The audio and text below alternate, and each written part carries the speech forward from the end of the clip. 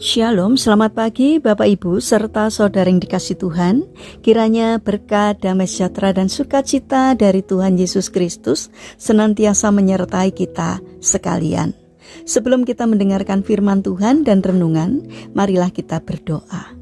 Tuhan Allah Bapa yang Maha Baik, kami sungguh bersyukur atas kebaikan dan kemurahan-Mu, karena Engkau Tuhan yang selalu melindungi, menolong dan menopang kami. Terima kasih atas setiap kemurahan-Mu, ya Tuhan. Jika saat ini kami akan mendengarkan firman-Mu, urapilah kami dengan Roh Kudus-Mu, agar kami dapat mengerti dan memahami apa yang Tuhan sampaikan kepada kami, agar karakter kami semakin hari semakin bertumbuh menjadi lebih baik, sehingga semakin berkenan di hati Tuhan. Terima kasih Tuhan, di dalam nama Tuhan Yesus Kristus kami berdoa. Amin. Bapak Ibu serta saudara yang terkasih, bacaan firman Tuhan saat ini diambil dari TB2, Kitab Kisah Para Rasul 3 ayat 9. Demikianlah sabda Tuhan. Semua orang melihat dia berjalan sambil memuji Allah. Tema renungan saat ini adalah berani bersaksi. Bapak Ibu serta saudara yang dikasihi oleh Tuhan, ketika seorang anak berhasil di dalam studinya, tentu dia akan sangat senang.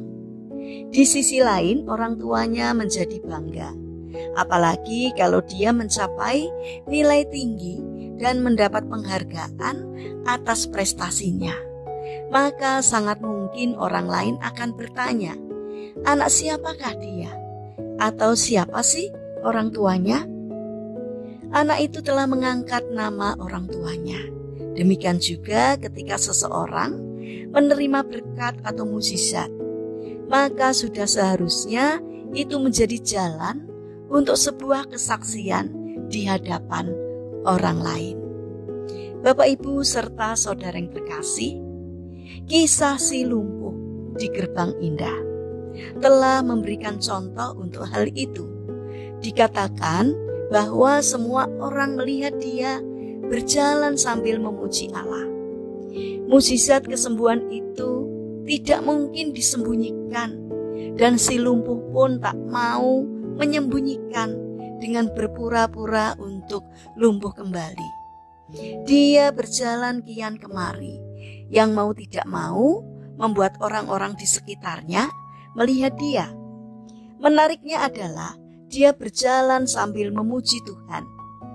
Situasi menjadi berubah, di mana biasanya orang-orang melewati gerbang indah itu dengan pandangan yang biasa saja ketika melihat si lumpuh. Namun sekarang mereka melihatnya dengan penuh keheranan. Dikatakan, sehingga mereka takjub dan tercengang-cengang tentang apa yang telah terjadi padanya.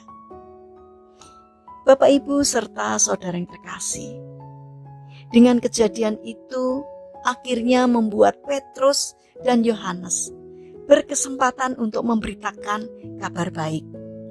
Tidak perlu berpanjang lebar lagi, Petrus langsung menjelaskan tentang Yesus.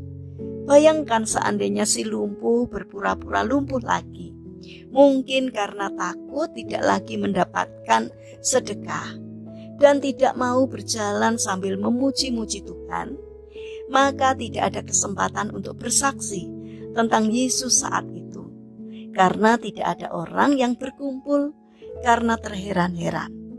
Namun kenyataannya si lumpuh sudah menjadi sarana kesaksian tentang Yesus. Bahkan dirinya juga bisa dikatakan sudah menjadi saksi karena sudah memuji Tuhan atas berkat kesembuhan yang dia terima. Bapak Ibu serta saudara yang dikasihi oleh Tuhan, kalau kita disembuhkan dari sakit, sesungguhnya itu harus menjadi sarana kesaksian. Kalau kita dilepaskan dari jerat masalah ekonomi dan keuangan, maka itu pun harus menjadi sarana kesaksian. Apalagi jika kita diberi kesempatan untuk memperoleh keberhasilan dalam usaha dan karir, maka biarlah nama Tuhan Yesus menjadi dikenal.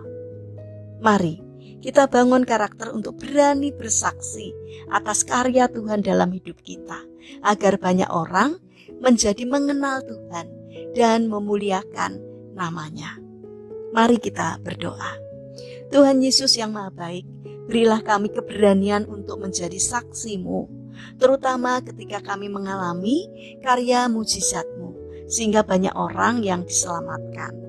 Bapa yang Maha Baik, kami berdoa bagi mereka yang mengalami permasalahan dan kesulitan hidup. Kiranya Tuhan berkenan hadir untuk menolong dan memberkati mereka. Bagi mereka yang terbaring sakit atau lemah fisik, kiranya Tuhan memberkati setiap upaya yang mereka lakukan. Kiranya Tuhan juga berkenan untuk menjamah dan menyembuhkannya. Bapa yang Maha Baik, saat ini kami ingin menyerahkan setiap rencana aktivitas kami hari ini kepadamu. Berikanlah ketekunan dan juga semangat kepada kami dalam menjalankan aktivitas dan karya kami hari ini. Kiranya Tuhan memberkati, sehingga apapun yang kami lakukan mendatangkan berkat dan sukacita bagi sesama kami. Terima kasih Tuhan.